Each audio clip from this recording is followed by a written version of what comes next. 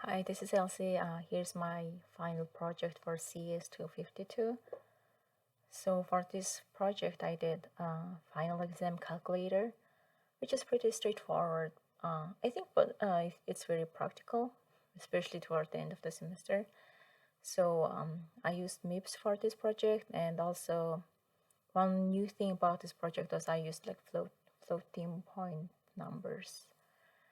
And so let's come back to our code later. So let's first see how. Okay, so I already assembled it, so I'm gonna run it. And let's see. Okay, here, so it will ask enter your current grade first. So I'll say, okay, so first of all, it has like, it's asking valid input. So if I put negative 90, it would say invalid input, please enter number between 0 to 100. So I accidentally type in like this. Also, it loops back until it gets the correct input. So let's say I have 90 in my class, and enter the weight of your final exam. So let's say in my class it's 25%. So I want an A in this class, so at least 90. So here's the target grade. Once I enter it, it's calculating what grade I will need on my final. Right here it's 90. I need to get 90 on my final exam to get 90 in my class. And also it gives the summary table for other possibilities. So as you can see, I don't need to go to my finals if I want to have D in my class, but that's not the case. So I see the other options. So I need just 10% or 30% to get C. But so if I want to get 90, I need to have 90% on my final, and so 95 and 100 is not even possible. So it also tells me that I've already passed the class with my current earned grade. And after that, it asks like if I want to calculate again. So I would type in Y. So it's asking it. So let's say I have 90 in my other class, and final weight is 20%. So I want to get 90.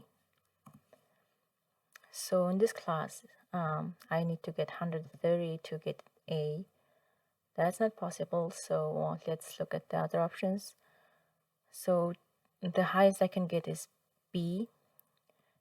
85 is not even possible. So I can get at least 80% on my final to have 80 in my class. So that's doable, I think. And so on. So it's so let's say no. So I just have small miss saying good luck with your final. So now let's go back to our code. This is so tiny. Okay. So in this project, the one new thing, as I mentioned, was the floating points. So I used like l.s to load the variable, the float variable, which I have here. So it's the .s is for the single precision, and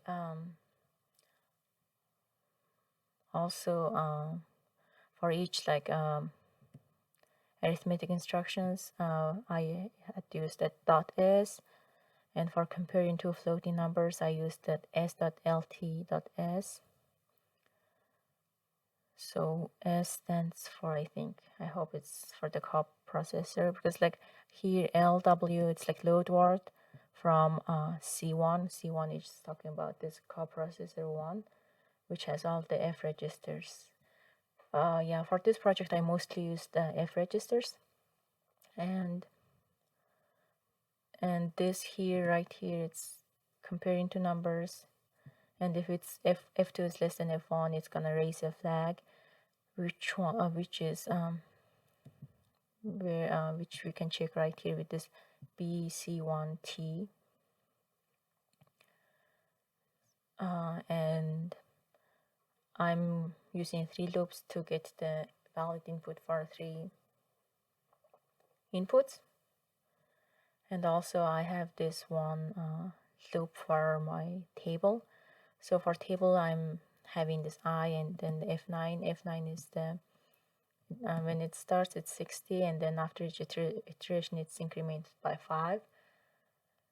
And for each iteration of the loop, I'm printing the row, and then I'm calculating the final exam grade based on each those those grades 60, 65, 70, 75. So those are, this table basically was done by the loop. And yeah, it would print some messages. And also one thing I did for printing the table was like I converted the float back to integer to make it look like more decent. Otherwise it was printing like so many decimal points. And I think that was it. So yeah, here's my final project, and thank you for your time.